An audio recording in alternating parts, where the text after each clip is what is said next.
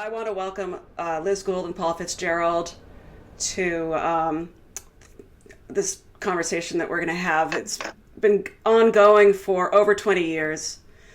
We met through John Mack from Harvard University, who I went to go see because I've had a lifelong series of UFO sightings that continue.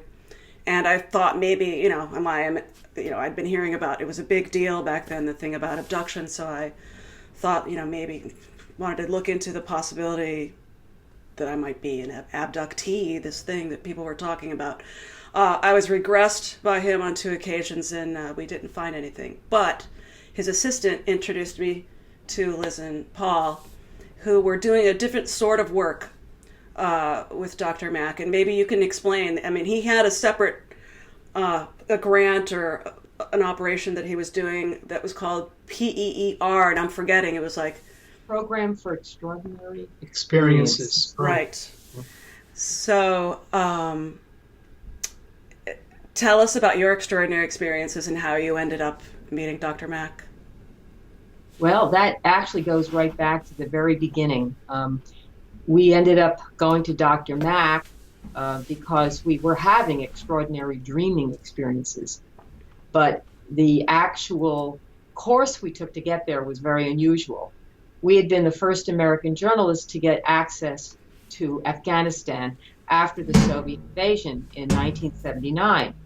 And we went there as journalists to basically cover it as journalists. And what ended up happening over the next decade, it was from like 1979 to like 1987, we began to realize that the whole idea of the geopolitical story that we were coming back with completely conflicted the narrative that was coming out of the mainstream media. I think people can relate to that today.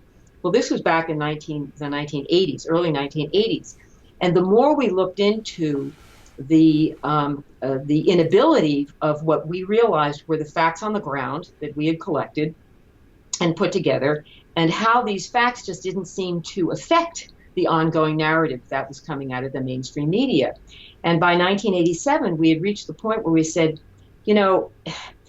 we are not going to get an answer if we keep going into the fact-based analysis. We can throw more and more facts at this, but it isn't going to change the fact that they don't really care about the facts. So it forced us to have to look for another way to express what we were beginning to understand. And we decided to write screenplays about what we were observing in Washington in the politics.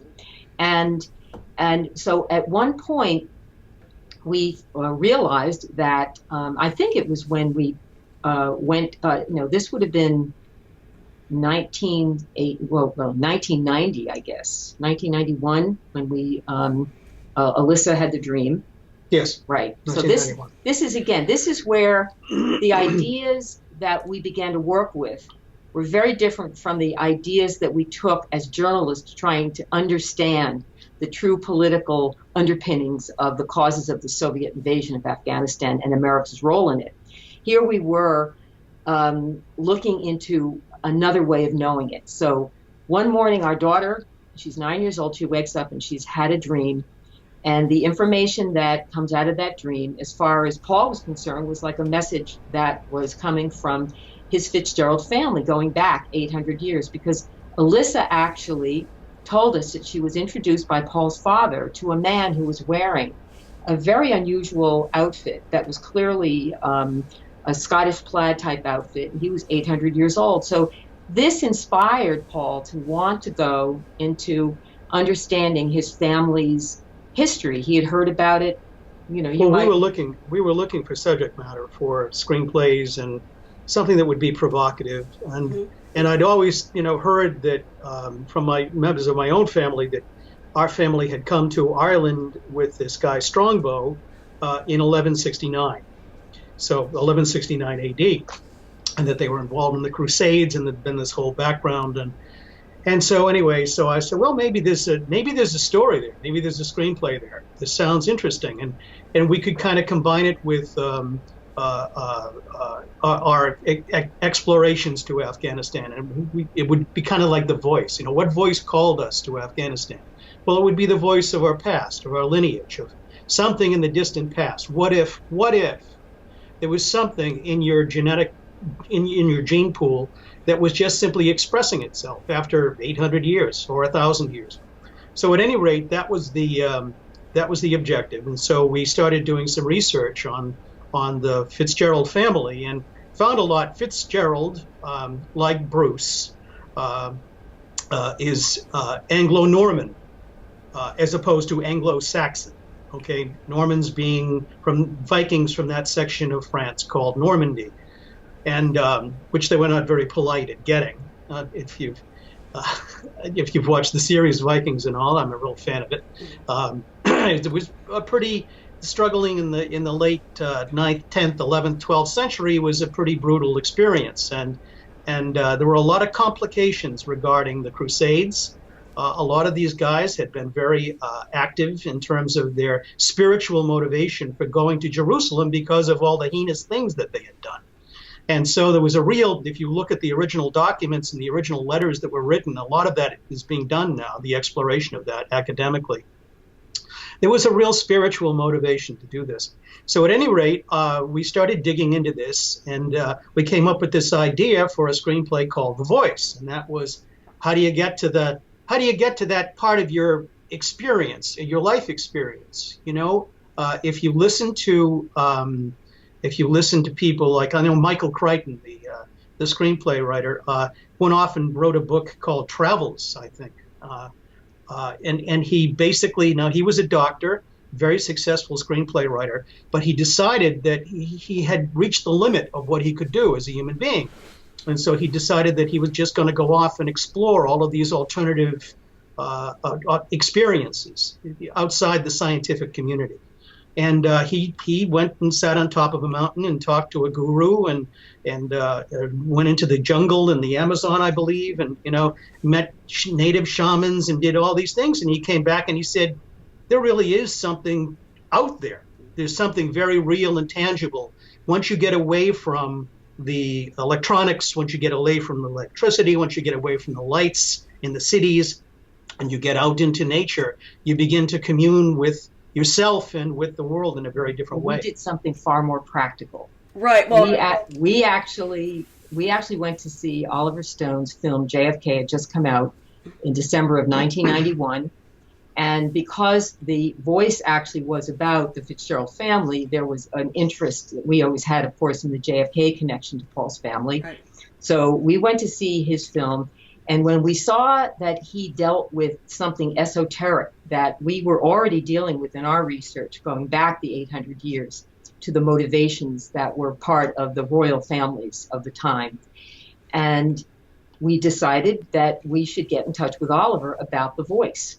So that's actually what first connected us to Oliver, was bringing him this concept we call The Voice that had been inspired by our daughter's dream, that ended up connecting us to a real history of the Fitzgeralds and the Geraldines and the Norman invasion of Ireland going back to the 12th century, and then tying it all together with this feeling that this esoteric and this hidden and secret society somehow had a lot more to do with the geopolitics that we couldn't figure out in Washington in 1979, 80, 81, and through those years, that somehow we're going to get answers that were going to come through this esoteric door. So we brought the idea to Oliver, and basically Oliver said, no, I don't think I want The Voice. I want your real Afghanistan story. I want to know what it was like as journalists. We worked with CBS News at the time. We'd worked with ABC and Nightline, and what it was like to confront the mainstream media and bring a story that completely contradicted the mainstream media story on what was really going on there. Right. So we were actually ordered by an former American diplomat and someone who was the dean of the Fletcher School of Law and Diplomacy to not talk about what we had experienced. He ordered, you are not to tell that story, he said, right. Which was the story that contradicted the Mujahideen freedom fighter story. Okay. Well, right. Well, this actually ended up leading to one of the most significant single events that really opened our eyes to a sense of a dimensional quality underlying our reality. When this would have been 2 years after Alyssa had her dream with the man wearing the orange plaid outfit, 800 years old, and we're doing research for the screenplay for Oliver. And one of the books that we ended up getting for the research was by an ex-CIA agent who was looking at the 19th century of involvement of mercenaries and the whole history of Afghanistan, but it was through an intelligence look at it. And we open up the book, and what do we find but a photograph of a 19th century mercenary named Alexander Gardner, who was wearing the exact outfit in Alyssa's dream. Wow. And when she came home that day, and we just left the book on the table, and we said, Alyssa, what do you think? She looked right down and instantly said, that's the man from my dream. Wow. Paul and I looked at each other and said, okay, we're on to something. Well, this is part of the reason we ended up going to John Mack, because we knew that his program, it was trying to explore using science, though. That's the important thing about John. John was trying to bring a scientific credibility to the analyzing this multidimensional quality. So we felt we had something to contribute to that, because we came into this from the get-go with a very straightforward, look at this geopolitically. So when we were forced to open up to this other way of analyzing what could be happening and realize that there was another quality, which at the time for us, we didn't even have a word for it. But eventually what we discovered through the actual writing of the Afghanistan screenplay, which is what Oliver wanted, but we continued to write the voice all along the way.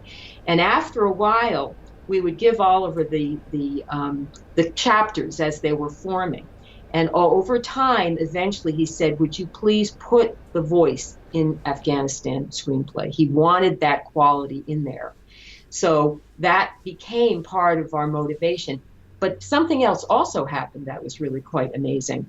When we started working with Oliver, we started having unbelievably powerful dreams about working with him. And we had a lot of opportunity to affirm the validity of the messages we were actually getting in dreams from him and from people that we were working with. So the whole idea that this was another way to communicate, that it was a real lively place, I'm using, the word place in quotes, that we're at whatever place this is, there is something real going on there.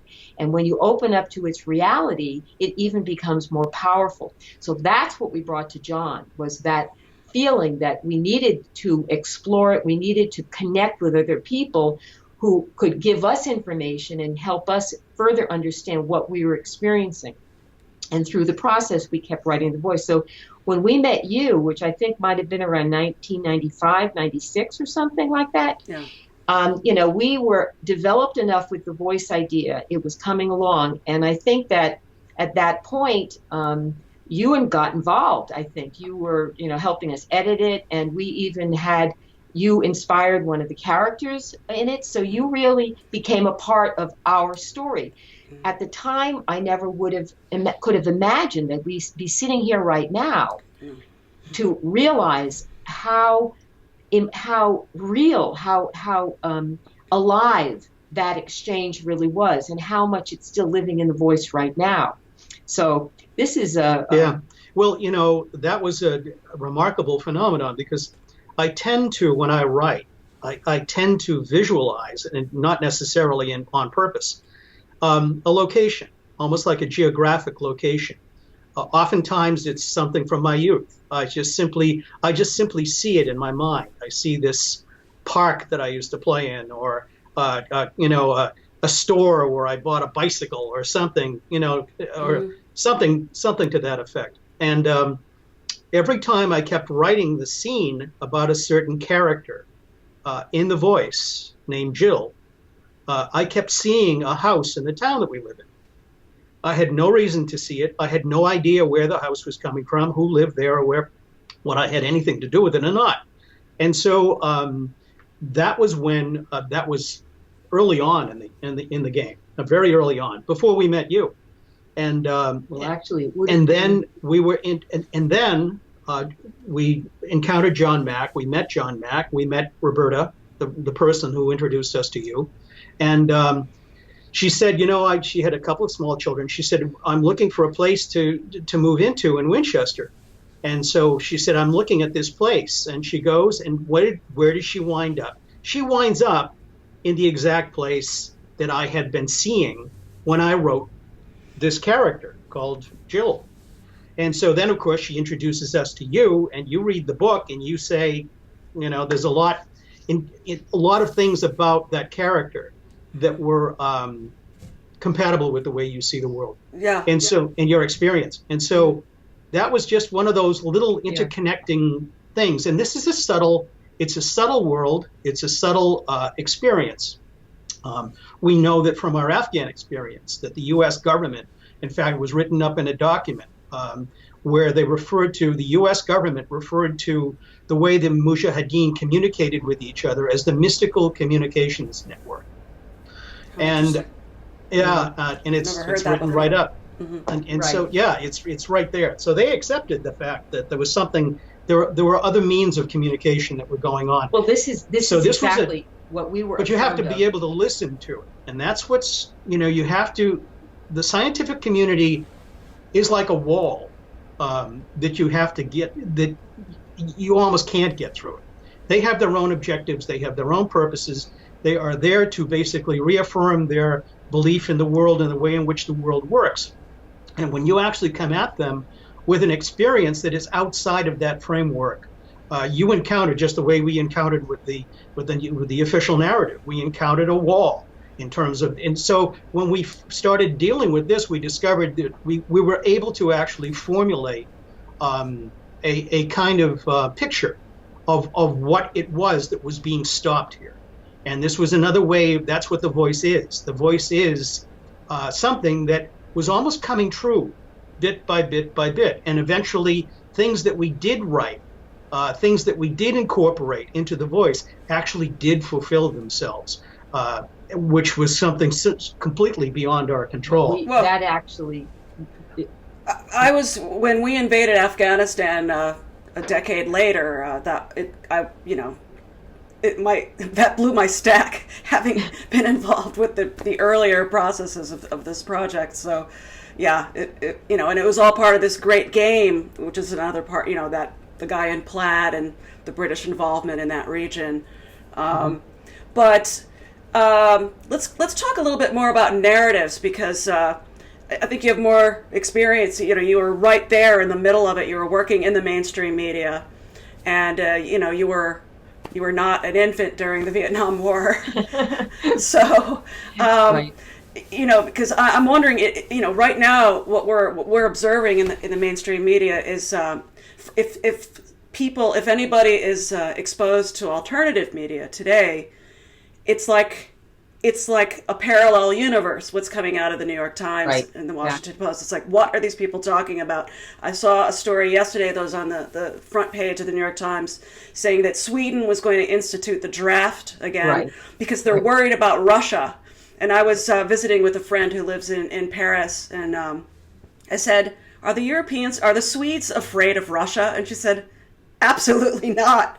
The problem that I think, more like what the Swedes are concerned about is this invasion of migrants and women being raped and things like this. It's not about, Russia is not a problem for Sweden, but obviously there's some Swedish official, I think, in the article who I think has been bribed to say this to the New York Times. I don't think that this is a real thing, a real concern of the Swedish people. Well, it's this whole issue regarding NATO as an example, and their expansion. I'm sure you're very well aware of the fact that NATO was really, the NATO expansion was protested by some very, very top experienced American diplomats and people who had been in government, including the man who actually helped to create the Cold War, Mr. X, actually got involved with the process of denouncing. He said this would be the greatest era in American foreign policy ever if the United States backed a NATO expansion up against Russia's borders. But it didn't matter. And that was during the Clinton administration. That was 1996, 1997 that occurred. In the Clinton administration, Clinton went and signed it into law, and it became a reality. But, and now, of course, the Russians are reacting as predicted they would when threatened by this NATO expansion. All the media, once again, in lockstep, the mainstream media in lockstep, has come forward and basically taken up the narrative that this is all the Russians' fault, that they're behaving badly, when it was predicted. Well, this actually does tie back to our original experience, which I think is very important to mention now. This crisis in Washington right now, which really is a very severe case of Russophobia, where there is literally a condition. A phobia is a serious mental condition. And when you hate something for being what it is, that's what Russophobia is. Zbigniew Brzezinski, who was one of the most well-known Russophobics that ever existed, was President Jimmy Carter's national security advisor. And he is the man that was basically brought into the White House as national security advisor, who inaugurated a campaign from practically day one to try to draw the Soviet Union into a neighboring country. At the very beginning, they didn't know for sure it would be Afghanistan, in order to, and to also intentionally provoke Muslim insurrection on the Soviet Union's southern border, using extremism and promoting political Islam to a criminal class, basically, to basically intentionally try to destabilize the Soviet Union. Well, and then this became like the model for Al Qaeda and for ISIS. Yes, absolutely, exactly. Yeah.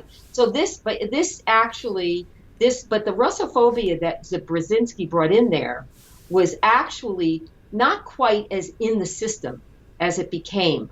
Once he was able to trick the Soviets, which Brzezinski has gone on record as boasting about, actually, into invading Afghanistan under a complete propaganda campaign, and also the insurrection of the Muslim fundamentalists on the southern border, the Soviet Union then was trapped there because they wanted actually to give the Soviet Union their own Vietnam. That was payback for Vietnam.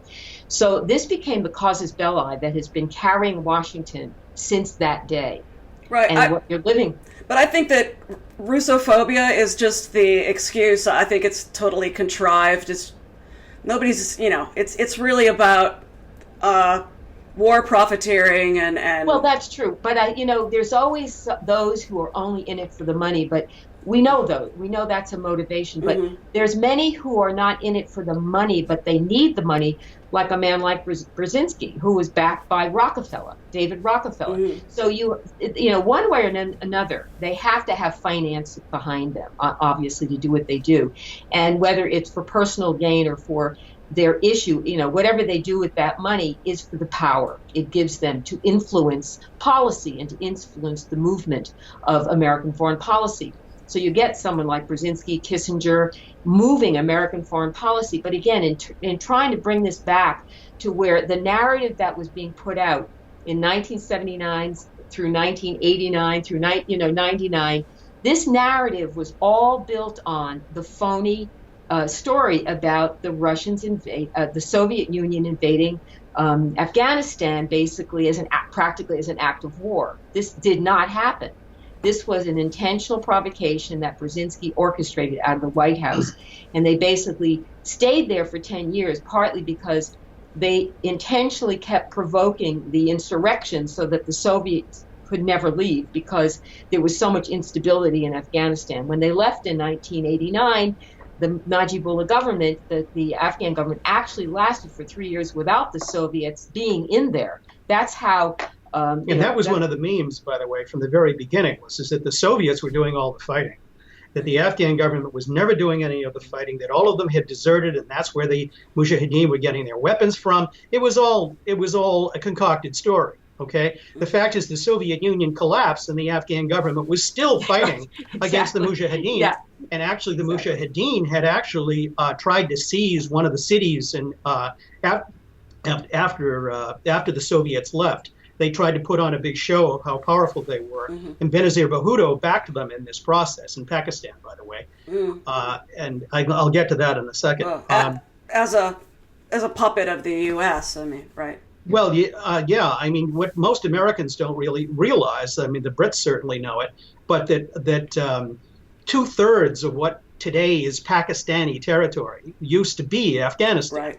And that's how the Hindu Kush came, the Durand line between Afghanistan and Pakistan came to be such an important geopolitical factor, was because the British had pushed the Indian Empire all the way into Afghanistan and couldn't hold it, and then backed up to the mountain range and said, all right, this is where we'll draw the line. We won't go any further, but we'll administer on our side of the line, you administer on yours. And the Afghans said, well, we want that back when you leave. And they said, oh, don't worry about it. We'll deal with that when the time comes.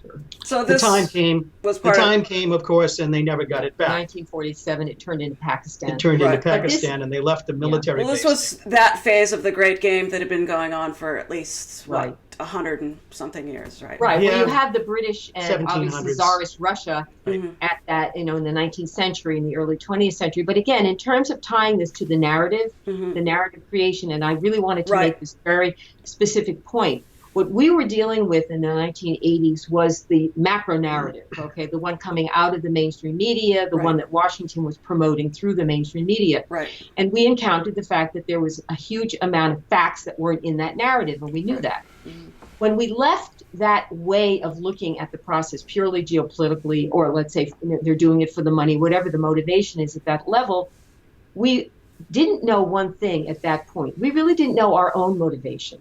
And what ended up happening when we got drawn into the screenplays and eventually through the connection through starting The Voice, which was a personal story connected to Paul's family, and then eventually getting to Oliver and having him say, no, I want you to go back into Afghanistan. But we kept developing The Voice because it was sort of taking on a life of its own for us. And at the time, we didn't really have a words to describe what was happening. But it seemed as if it was like two different ways of knowing the same thing. The geopolitical story was the screenplay, and The Voice was this mythical story. And at some point, when Oliver said he wanted them merged, it was as if something actually was created by that. And what it really did is it put us in our own story. We were no longer outsiders looking at facts. We were suddenly in the story. And that's what The Voice really began to express. And that's why the story of The Voice, it is about Afghanistan. It's also about the Fitzgerald family going back to the normalization. It's about dreams, and it's about insights and intuition. But it's really about what is it we're here for? Why am I here? It's not a vague question. And we came up with an answer. I think it's referred to as, it's your grail quest, or what Joseph Campbell refers to as following your bliss. You find something that you finally realize resonates inside your own soul. And you maybe for the first time know you have a soul. You feel it, especially when you've looked at things only geopolitically. So this was really a revelation that was beginning to unfold. And the more we worked with it, the more we began to notice the synchronicities, like the one that happened when we saw the photograph in the book when we were working on the Afghan screenplay. But that was only one of an unbelievable level of these synchronicities that just began to pile up over time. And now, so then, sort of like my summary of what you discovered was that basically Afghanistan has tended to be sort of this graveyard of empires. It was the graveyard of the Soviet Union. It might prove to be the graveyard of the United States. Well, and probably of the United Kingdom as well. So, the British Empire, I should say. And you said that this was really kind of, it was part of what you called the Western Dream, which began with Queen Elizabeth and the beheading of your Fitzgerald ancestor. There was a spell, like some kind of an alchemical spell cast by John Dee, her court astrologer. You go back and you start to look into the background of what the Fitzgerald family was up against with the Elizabethans, as an example, and you're dealing with magic, real, honest to God magic coming out of John Dee and alchemy and creating. He wrote an awful lot about. There's a number of books that he wrote about creating a magical, mystical empire that Britain would rule. And you don't get this in the history books, needless to say. But his books are out there, and also too the Enochian keys, the language that he came up with of speaking to the angels. That was all what the Fitzgeralds, the Geraldines is what the families referred to themselves as. The Geraldines were up against, and there were various members of the family that over time, had fought the power and the control, the spiritual power and control of London, and they were considered to be a threat to that power, because that really the spiritual power. We don't think of it that way. Certainly, we think of who are we going to elect to be president, or who, we don't think about the fact that we are rooted in a mystical place. We are rooted, our spirits, our ability to create nations and live in nations and live with rulers. We need people who will, every society does, who will protect our interests, who will protect our survival. And that's always a negotiation. And that's probably a lot of why the reaction to what's going on right now with the Trump administration. The fact is that, people say about, we've encountered again and again, we live here in Massachusetts, where this is Hillary Clinton territory. Right. And so you're not allowed to even think about anybody else. And what's being forgotten in this rush to condemn Trump is that he was the protest candidate. Absolutely. So people are protesting the protest candidate. So what do you do with that? That's a complicated equation. How do you equate the disconnect between the official narrative and, the more, the dominant alternative narrative is what I guess I'll call it. Well, I think that the official narrative has become delusional at this point. Is it like completely more insane than ever? Because, Vietnam and Afghanistan, you've seen it close up from the inside working in network television. To me, it seems so obvious to anybody that they're like on another planet. They're not describing the planet I'm living on at all. Well, yeah. This is what we call true believers. Mm-hmm. And you can see this can happen. It isn't just in geopolitics. You can see it in family dynamics. Yeah. There's people who maintain a belief about something, and no matter what the facts are, they have to believe it.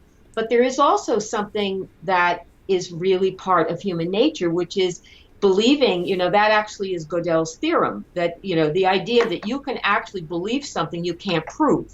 So the idea that you can't prove it yet doesn't mean you're wrong in believing it.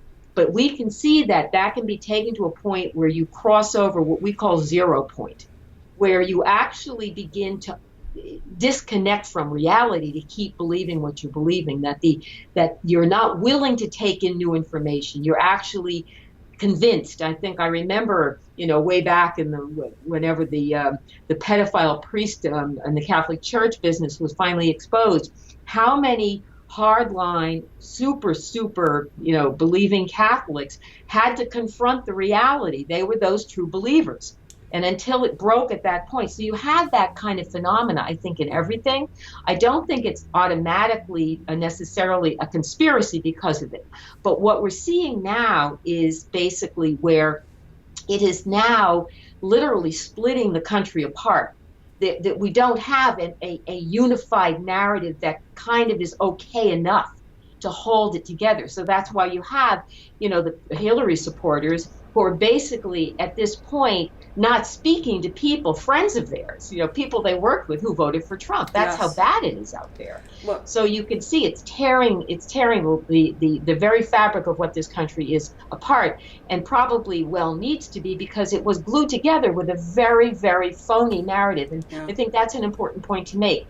That's exactly what we feel we finally connected with, was how can you know what an authentic narrative is?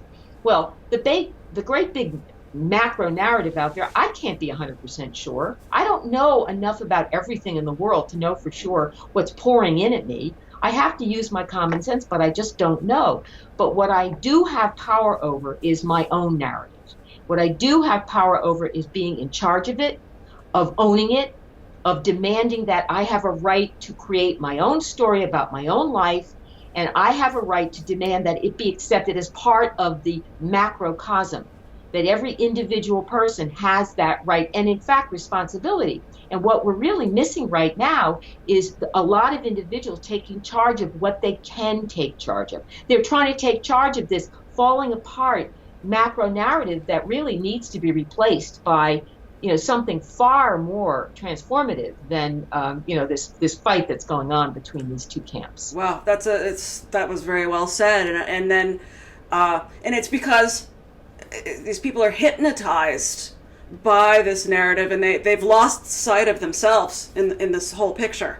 They're not connected to themselves. They're only connected to whatever, the phone and the news and whatever, these blaring headlines and these this incredible amount of propaganda that's been waged against us our whole lives. I mean, I'm thinking, I wasn't really, alive for Vietnam, but this is kind of reminding me of the same sort of thing where you have really this incredible divide between, it's funny because then the right was dominant and in charge. And I think that this paradigm of right and left kind of doesn't make sense anymore. I really see the elected officials as divided between globalists and human beings.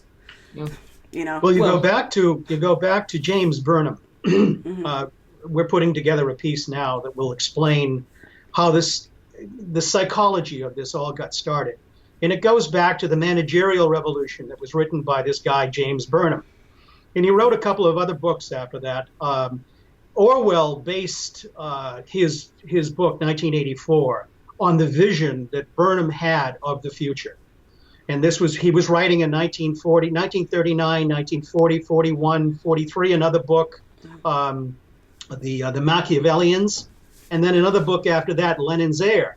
In those three books, he basically laid out what he believed would be the oligarchs coming to rule the world, that oligarchy was the natural form in which human beings should live and did live in history, and therefore he was basically pulling the curtain back on what the grand plan was for the deepest of the deep state. And he had been a Trotskyite. He had been Trotsky's secretary in the 1930s, and then he left Trotsky and went and joined the OSS and worked for the predecessor of the CIA, and was awarded the National Medal of Honor, I believe, by Reagan during the Reagan administration, or Medal of Freedom. He believed that he was basically the voice. He could be considered to be the father of neoconservatism. And yet he came from a Trotskyite background. It's amazing that a Trotskyite could get the Medal of Freedom from Reagan, of all people. There you go. Like, there you go. bonkers. And look at who the neoconservatives are all former Trotskyites. Almost all of them are former So Trotskyites. and who was Trotsky? But Trotsky was the leader of the Red Army with Lenin. Okay, right. Lenin was the politician, and he was the head of the Red Army, and which was basically a political martial force. Okay. Right. That whose objective was to conquer the world, and his conflict with Stalin was the fact that Stalin said we have to build up the industry of the Soviet Union before we can go and conquer the world. We have to give our own people employment. We have to show that it works here. And so Trotsky wanted worldwide revolution. Well, he got worldwide revolution, not of communism, but of neoliberal capitalism. And that's what we've been living through for the last 40, 50 years. That's what we've grown up in. Right. But you mentioned the psychological aspect of this and how much we've been indoctrinated.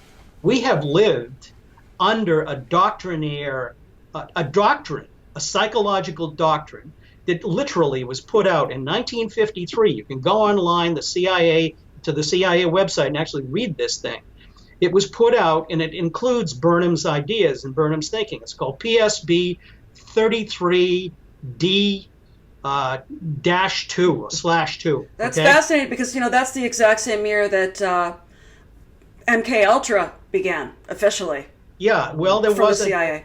There was an overt campaign Yeah. by the Central Intelligence Area, Right. by the Psychological Strategy Board, Right. to put forward a doctrine that would rival communism in terms of what we represented here in the West. And it was basically a totalitarian doctrine, and it involved control of media. It controlled messages to everybody in all things. It talks about comic books. It talks about the arts. It talks about painting. It talks about how they will influence all of these things and encourage these people, and how they will bring people from Eastern Europe and from the Soviet Union and basically turn them into spokespersons for our doctrine. And so that is what, when the Soviet Union finally threw in the towel, when they collapsed, they finally said, "You got a better doctrine. Your doctrine works," and that's what. And once that was done, then the oligarchies. I mean, what did the United States do? What did the Harvard boys do when they went to the Soviet Union? They turned the Soviet bureaucracy into an oligarchy. They gave all of these individual bureaucrats, the managers who were managing it. This is all born with James Burnham. Right. He didn't invent it.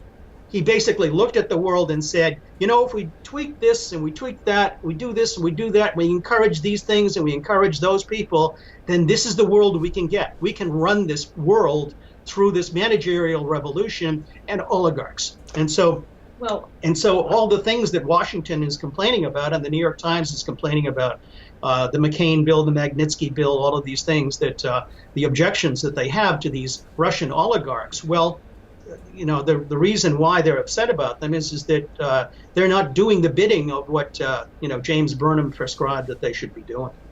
This ties in so beautifully, though, once again, to the sense of gaining control over our own personal narrative. Really gave us a way to be able to look out and recognize that a lot of the people who are the greatest proponents of this kind of narrative and support it. If you actually really get in eye to eye with them, you discover there's nobody home. There's nobody in control. These are not real. These are people. I would say they basically they have a role to play, but without that role, they have no identity. Okay. Mm-hmm. Everybody, and that's part of the crisis. And they really do. They have come to believe their own narrative so deeply. We were asked to come when our last book came out in 2011. 2011. We were asked to speak at the Naval Postgraduate School to give them the ground truth on Afghanistan. Because they didn't know what it was. They, in their minds, it was some figure, some comic book called Charlie Wilson's War. Right. And so this was their idea of what this great victory that they had achieved. When it was anything but a victory, and Charlie Wilson's War really wasn't a war, right. And it was just this fabrication that they told themselves they were doing. And so, of course, in the meantime, the Soviet Union itself was unraveling. So, and it's interesting too because the origins of Marxism and communism in the Soviet Union, the Russians are a very mystical people. And a lot of what went into the formation of the Communist Party was almost like John Dee's stuff about elevating the entire role of humanity to a higher level, a higher spiritual plane. Mm-hmm. That was an underpinning of the so-called godless communism, was to try to bring everyone's up to a higher level of spirituality. So that got driven out, needless to say, over the years with Stalin and the repression that the Soviet Union experienced. But the origins of those key things were definitely spiritual. But I do think though that the foundation though that we see is missing is too many people seem to think that their job is to try and convert somebody else to something. Everybody else has an idea they want you to believe, or you have an idea you want them to believe. And we've come to realize that, that most people don't understand. You can't actually change somebody else's mind. You have to figure out how to frame yourself in a way that can convince somebody that you're right by the way you present it, by the way you are. But this idea that you can change somebody else. So a lot of the thinking that we're really discussing right now, the managerial class, the whole mentality about that is that human beings basically are need to be told what to do effectively. I mean, you can go back to the Anunnaki tablets and see the arrogance of the leaders of the Babylonian mythologies. Really have constant dialogues from the elites talking about the low-level humans and all that stuff. So this is really nothing new in the kind of leadership that I think humans have had for millennia. So I do believe that we're really coming to the finale of that long, lengthy process. And that what we're really doing now is we're in a button-up phase. And that's what the end of time is about. And we feel, after our experience with what we went through, connecting to the geopolitical, then discovering we had to go into this mythical way of understanding it. We call one the chronology, one the mythology. And that we ultimately had to marry the two stories together in order to have a whole cloth, so to speak. And that's really a foundation that you have to go through yourself. You have to actually figure out what's your chronology, what's your mythology, and make it personal, own it, make it your own. And that's what we ended up, and how we ended up discovering, especially with the voice, was that, we're dealing with something that's, really started, I'd say the most important event that probably directs that gives us the overarching effect was the man who hired us in 1981 to go to Afghanistan for CBS News. Okay, he actually became a part of our story because of the struggle we went through with the mainstream media, not really being able to understand why they didn't want our facts, obviously, to be added to what they felt the story was, and the decade that we went through that, and then eventually deciding to find out our own motivation and going back to the Norman invasion of Ireland through Paul's family, putting that in the story and combining so Afghanistan frustration with the legacy of the Fitzgerald family, and getting it to a point where one of the key characters was this guy that we were hired by at CBS News, and he became a key part of the story because he embodied our frustration. But he also embodied our great challenge, and that was part of what the story was created for, was to work through what was really important, what really did happen. And eventually, the story included putting our daughter in the story. She became a character in the story. It is a novel, but it's based on a lot of facts, and it's based on a lot of mystical events. So it has the mythology, but the facts are there. But anyway, our daughter's in the story, the one who had the original dream. So this would have been 30 years after we were hired by this man. I hadn't seen him again. Right. The story actually does have a resolution between the main characters, Paul, this guy that was the embodiment of the man from CBS, and our daughter Alyssa. It all gets kind of resolved in this story. 2011, which is 30 years after this man hired us, our daughter ends up, for reasons that, at a level of a synchronicity that I don't think I have ever heard such a synchronicity in my own life ever happening. He ended up coming to a party at our house in 2011 as a guest of our daughter, who was had become very good friends with his daughter.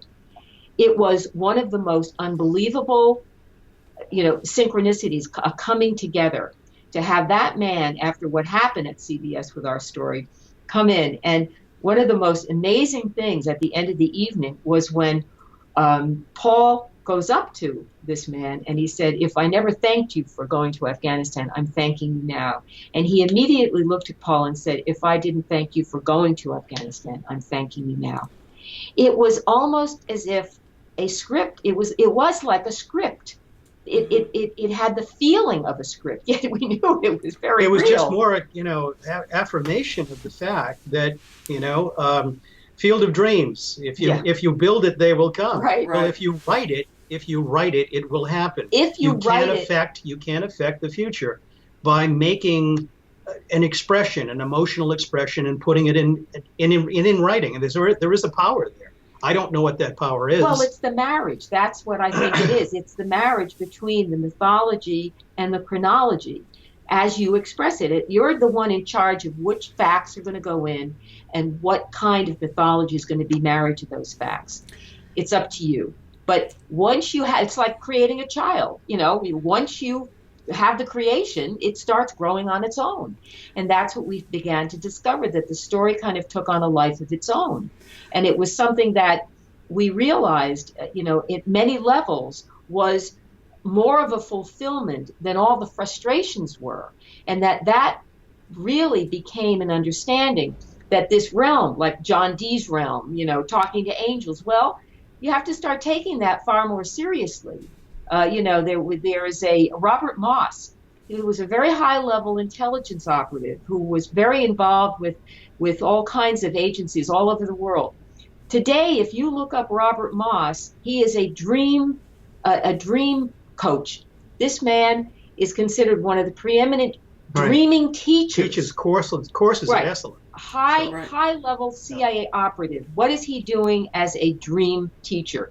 Obviously, there is something about this realm that is always been understood clearly in the intelligence community. A lot of education has been obviously put out to try and diss a lot of the reality of it, to confuse people, I think. And then obviously makes it easier to control it.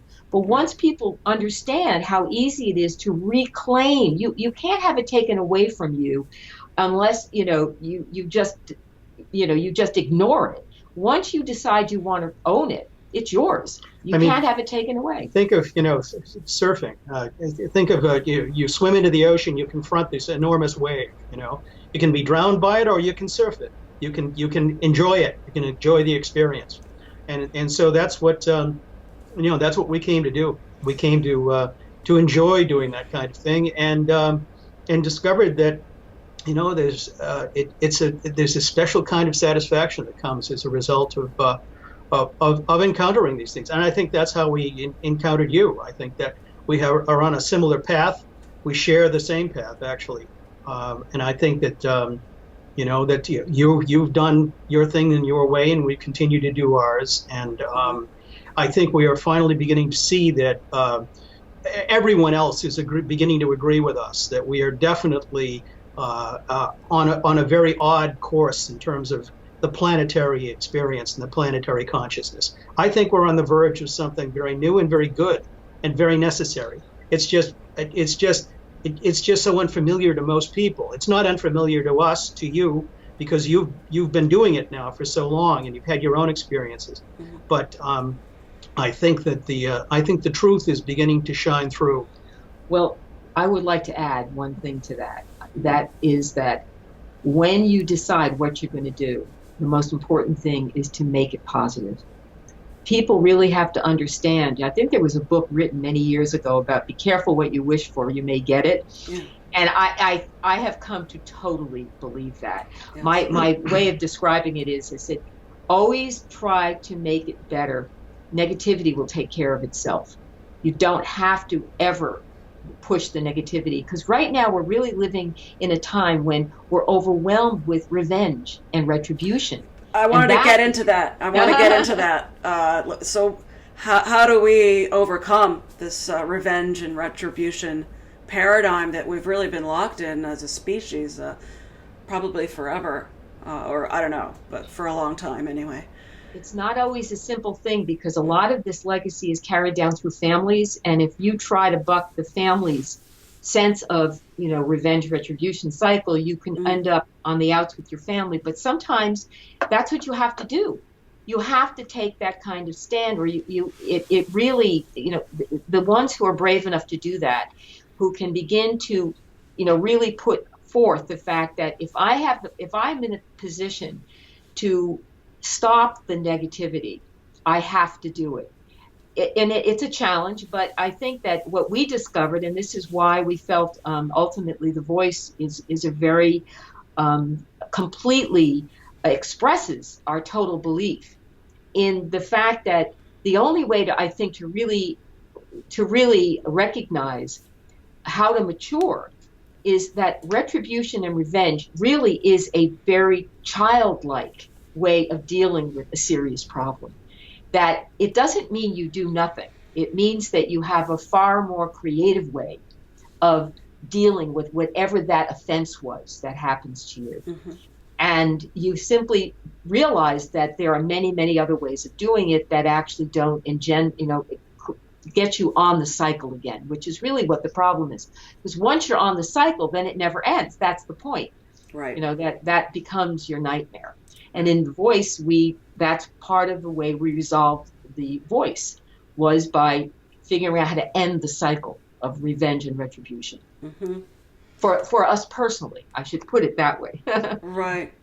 So we're just about at the hour mark here, and I wanted to. This was fascinating because I was reading Cliff High's Alta report, his asymmetrical linguistics analysis, and this was for February, and the last sentence of his report was, the central meme forecast for this year, 2017, is our narrative war. As the year progresses, the data sets are showing that the only way to regain control of our personal narrative is to burn out the offending implanted control stories placed over a lifetime's exposure to mind control. And then you're saying is to replace it with our own story. But remember that what we're saying is it's your personal story. We're not talking about you fixing the macro. Right. Once the micro is fixed, that will fix the macro. Exactly. Because if the macro is made up of the micro, you have to fix yourself first. Well, you have the to get your Exactly. get your story straight. Get your story straight. Yeah. Figure yourself out. Don't Yeah. subscribe to some stuff before you figure yourself out. Yeah, And, I mean the narrative is the narrative's falling apart, and that's what the panic is all about, and that's why we're hearing so much crazy stuff coming out of the mainstream media. It's is because absolutely wild. And the more you stand back from it, the more you can see that it's just simply the fabric is just worn out. Right. Yeah. So what I think is amazing about, because his work is about predicting through chat boards and, his webbots scan and basically predict things that are going to happen 10 to 8 weeks in the future in the short term, but he has longer term data sets as well. But what I find really fascinating, it's almost like he was predicting this interview. Exactly. Who would have thought? I mean, I read this last night and I blew my stack. I mean, I couldn't believe it. I was like, we were going to do this interview and I read that and it just was mind blowing, Oh, that's great. Yeah. No, it is, and it's wonderful that we look forward to every day receiving your emails of your latest revelations, and it's really fun. It's lots of fun, and it's been great knowing you too over these 20 years. Yes, likewise, and it's great. 22 years later, here we are, and I know. So we're going to be making the voice available for sale as an ebook. And, when I release this podcast, that we'll be selling the voice, and it's sort of like how to get there, how to get to this place that we've been talking about for an hour. And so really wonderful speaking to you guys again after all these years. And I look forward to, maybe to drilling down to some specific, points along the line too. Maybe we can take this up and get to the more like vital and what's really in it for the person, and how we can improve ourselves and improve our lives by getting clear about who we are. So thank you so much. It's always, you. Yeah, it's great talking to you, and it's great having you, and it's been just amazing, to be involved in this story, in your story, your narrative. It's a saga. Yeah, it is. Well, just remember, truthfully, we are all truly a part of each other's narratives. That's always the case. Right. And I think that's what we have to remember is it really is the personal world that really is the most important one. The macro world is only a magnification of the micro world problems. You said it, as above, so below. But so we have to work on the below part. That's where we have power. That's where we have the power. Exactly. All right. Well, we will take this up again soon, I hope. And thanks so much for being here. Thank you.